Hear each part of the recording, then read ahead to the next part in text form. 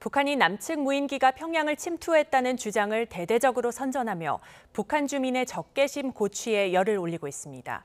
특히 일반 주민들에게까지 소식을 알리기 위해 대내 매체인 노동신문을 계속 활용하고 있고 수위 높은 막말 발언까지 쏟아냈습니다. 취재기자 연결합니다. 김대겸 기자.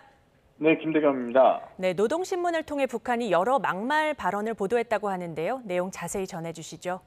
네, 북한 노동당 기관지 노동신문은 오늘자 신문 1면에 온 나라가 통째로 분노의 화라산으로 화했다는 제목의 기사를 보도했습니다. 북한은 이 기사를 통해 수천만 인민이 참을 수 없는 분노와 무자비한 보복 열기로 피끓고 있다며 또다시 원색적인 비난을 쏟아냈습니다. 특히 주민들의 이름을 빌려서 남한을 향해 괴뢰 족속이라는 등 수위 높은 막말을 쓰는 건 물론 불바다 표현 등 호전적인 발언도 여과 없이 지면에 실었습니다. 노동신문은 북한 내 일반 주민들을 대상으로 하는 노동당 기관지입니다.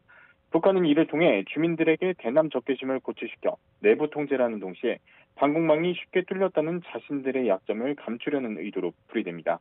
북한은 이와 함께 어젯밤 늦게 김여정 노동당 부부장이 한국군이 무인기 침투의 주범 내지는 공범이라고 주장한 담화도 노동신문 1면에 함께 배치했습니다.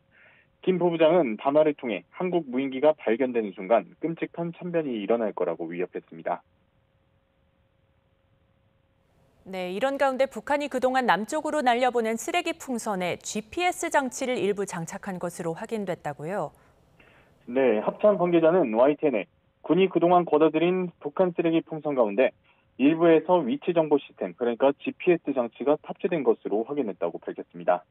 이에 따라 군은 북한이 GPS를 이용해 풍선 이동 경로를 실시간으로 추적 가능한지와 특히 원하는 지점에 낙하물을 투하할 수 있는지를 분석하고 있는 것으로 전해졌습니다. 다만 재원 한계로 GPS는 일부 풍선에만 달린 것으로 알려졌습니다.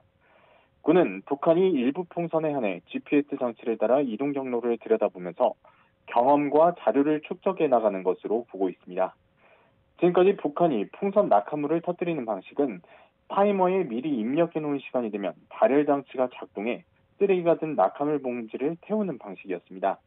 군 관계자는 쓰레기 풍선은 GPS를 달았다 해도 풍량 등 기상 극복에 한계가 있다고 지적하면서도 북한의 풍선 부양 기술 발전 가능성에 대비하고 있다고 말했습니다. 합참에 따르면 북한은 지난 5월부터 이번 달 11일까지 올해 모두 28차례에 걸쳐 총 6,000개가 넘는 쓰레기 풍선을 남측으로 날린 것으로 파악됐습니다. 지금까지 국방부에서 YTN 김대겸입니다.